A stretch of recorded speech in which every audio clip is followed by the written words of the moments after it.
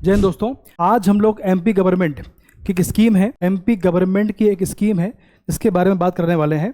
Scheme क्या है? Scheme basically ये है कि जो भी SC ST से बिलोंग करता है, जो भी अभ्यर्थी या एस्पिरेंट्स SC ST से बिलोंग करता है और अगर उसे UPSC एग्जाम की तैयारी करनी होती है तो एमपी गवर्नमेंट उन्हें सरकारी खर्चे पर दिल्ली पढ़ने भेजती है। ये स्कीम है 2012-13 में इसकी शुरुआत हुई है। 12-13 में शुरुआत हुई है तो दिक्कत इस पे ये आ रही है मित्रों कि इन 13 सालों में इसके माध्यम से एक भी सिलेक्शन नहीं हुआ है। तो सरकार ने इसका रिव्यू किया और कुछ परिवर्तन इस स्कीम में करे हैं। तो हम जानने वाले हैं कि सरकार ने क्या चेंजेस किए हैं, इसका बेस क्या था, यानी क्यों चेंजेस किए हैं और क्या परिणाम इससे आने के चांसेस हैं। इसको पढ़ने वाले हैं। स्कीम क्या है ये जानेंगे, इसका बेनिफिट क्या मिलने वाला है कि आपको इस स्कीम के बारे में मालूम पड़ेगा ताकि आप भी इसका बेनिफिट ले पाएँ अगर आप SC ST से बिलोंग करते हैं। तो शुरुआत करते हैं, सबसे पहले बात करते हैं स्कीम है क्या। देखिए, एमपी गवर्नमेंट की स्कीम है जिन्हें UPSC की तैयारी करनी होती है, यूनियन पब्लिक सर्विस कमीशन, जिससे बनते हैं IAS IPS बनते हैं। इससे आप जानते होंगे इस बारे में कि तैयारी करनी होती है तो उन्हें सरकार जो होती है फ्री में सरकारी खर्चे पर दिल्ली पढ़ने भेजती है। बहुत शानदार स्कीम है। अब जो स्कीम है इसकी बात करें तो 12-13 में स्कीम शुरू हुई है। हर साल 50 बच्चे इसमें पढ़ने बाहर भेजते हैं, जिनमें से मात्र 12 बच्चों का ही सिलेक्शन प्री या मेंस में हो पाता है। अब तक फाइनल सिलेक्शन इसमें नहीं हो पाया है। इन 13 सालों में सिलेक्शन एक भी बार इसमें नहीं हुआ है। चिंता का विषय है। सरकार ने इसका रिव्यू किया हुआ है। अब देखें, अब इसमें मुख्य समस्या क्या है, मेन इशू क्या है, उसकी बात करें तो भी 12-13 में स्कीम शुरुआत हुई है। जो आपकी स्कीम की शुरुआत है 12-13 में हुई है, ये पढ़ लिया हमने। 17 में इसका पहली बार रिव्यू किया गया। किसने किया? दीपाली रस्तोगी, जो कि उस समय के प्रमुख सचिव थे। ये आपको क्लियर है। तो क्या रिव्यू किया उन्होंने, क्या पाया कि भाई शैक्षणिक स्तर बच्चों में काफ़ी कमज़ोर है, यानी स्कूल लेवल पर बच्चों पर काम करना पड़ेगा। इसके बाद में प्रिपरेशन काफ़ी कमज़ोर है। बिना सिलेक्शन प्रोसेस के किसी भी कोचिंग में बच्चे एडमिशन ले लेते हैं, दिक्कत आती है बाद में। इसके बाद में जो आपके रस्तोगी साहब थे, इन्होंने 4 अधिकारियों की कमेटी बनाई जिसकी रिपोर्ट बाद में आ गई थी। रिपोर्ट की सिफारिशों पर ये काम नहीं कर पाए। इसके बाद में 24-25 में श्रीमन शुक्ल जो आए, जो कि आयुक्त थे, तो उन्होंने सिफारिशों पर काम करना शुरू किया। इसके बाद में 25-26 में यानी वर्तमान में जो आयुक्त हैं तरुण राठी, इन्होंने जो आपकी स्कीम है कुछ परिवर्तन किए। इसके बाद में शासन को भेज दिया। अब शासन में इस पर काम करना शुरू कर दिया है, जो आपके सामने है, जो परिवर्तन आपके सामने है। इसके बाद क्या हुआ देखें। अब जो इसके माध्यम से जो नए बदलाव हुए हैं वो क्या है देखें। सबसे पहला बदलाव है एंट्रेंस टेस्ट। अब जो बच्चे बाहर पढ़ने जाएंगे सबसे पहले उन्हें एंट्रेंस एग्जाम निकालना पड़ेगा, उसी के आधार पर उनका सिलेक्शन होगा, है ना।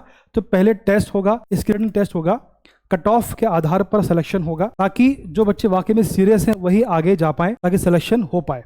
इसके बाद में अगला आपका इनकम लिमिट पहले आपकी 6 लाख थी, इसको बढ़ाकर 10 लाख कर दिया गया ताकि ज़्यादा बच्चे इसका लाभ ले पाएँ। इसके बाद में अगला आपका जो है वो है कोचिंग ड्यूरेशन पहले आपका 1 ईयर था, उसको बढ़ाकर 2 साल किया गया। लेकिन इसमें शर्त यह है, कंडीशन ये है कि सेकेंड ईयर उसको ही मिलेगा जो बेसिकली प्री या मेंस क्वालिफाई कर पाएगा, ठीक है ना। सबको इसका लाभ नहीं मिलेगा। जो बच्चे प्री या मेंस निकाल पाएंगे उन्हीं को इसका बेनिफिट मिलेगा सेकेंड ईयर का। इसके बाद अगला चेंज है कि भैया टॉप कोचिंग संस्थान में बच्चे सिलेक्शन ले पाएंगे। अब जो अभ्यर्थी हैं वो केवल टॉप 5-6 इंस्टीट्यूट जो दिल्ली में है उनमें ही एडमिशन लेने की परमिशन होगी। किसी भी संस्थान में बच्चे एडमिशन नहीं ले पाएंगे। इसका उद्देश्य है कि भी क्वालिटी इंप्रूव करना है, तभी सिलेक्शन हो पाएगा। चलिए, इसके बाद अगला जो चेंज है वो है आपका फाइनेंशियल सपोर्ट सरकार करने वाली है। कोचिंग फीस के अलावा, जो आपकी कोचिंग फीस है उसके अलावा बात हो रही है, 12,000 पर मंथ आपको मिलने वाले हैं, आपको रहने के खाने के। इसके बाद में 15,000 पर ईयर आपको मिलने वाले हैं बुक्स के, है ना। जो बुक्स आप लेते हो तो उसके लिए आपको 15,000 पर ईयर मिलने वाले हैं। इसके बाद अगला आपका टॉपिक है फॉरेन स्टडी स्कीम। ये क्या है देखिए, 2004-05 में इसकी शुरुआत हुई है, SC ST के लिए बनी हुई है, स्पेशली SC ST के लिए है। $40,000 पर ईयर इसमें आपको मिलते हैं, लगभग 38 लाख आपको इसमें मिलते हैं। $10,000 इसमें आपको मिलते हैं लिविंग कॉस्ट, है ना।